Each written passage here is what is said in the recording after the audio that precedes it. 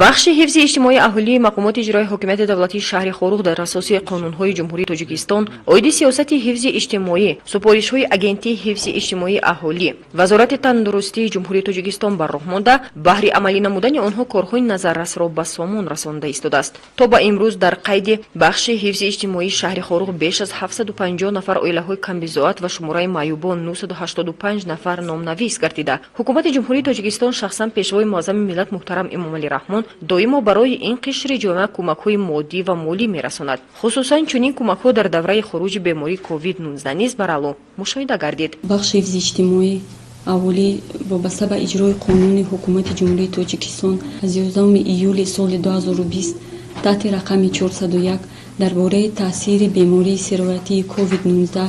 به ساحه‌های اقتصادی جمهوری تاجیکستان به معلومات ساکنان شهر خوروغ می‌رساند که در فیلیال امانت بانک رقم 67 شهر خوروغ به صورت حساب گیرندگان کمک عنوان اجتماعی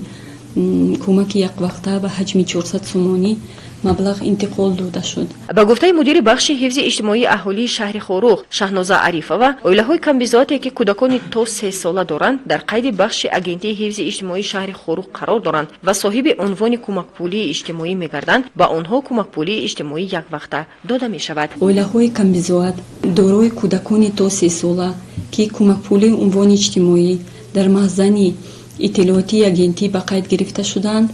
و سن سال کودکان آنها تا 36 ماه را تشکیل می‌دهند. کمک پولی عنوان اجتماعی یک وقته به اندازه 500 سومانی به یک عائله کمبزاعت دارای کودکان تا 3 ساله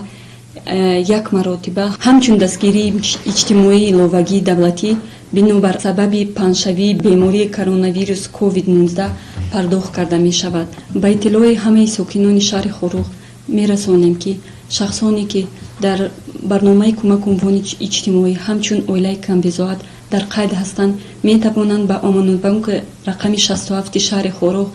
مبلغ خود را سر وقت گیرند تا که مبلغ آنها بازپس گردانیده نشود. بخش حفظ اجتماعی اهالی شهر خوروغ جهت دستگیری عائله‌های کمبزاعت شهر خوروغ و سریع وقت رسانیدن کمک پولی‌ها از جانب حکومت جمهوری تاجیکستان فعالیت را باز هم بهتر بر راه ماند تا که ساکنان توانند بدون ممانعت از آن استفاده برند.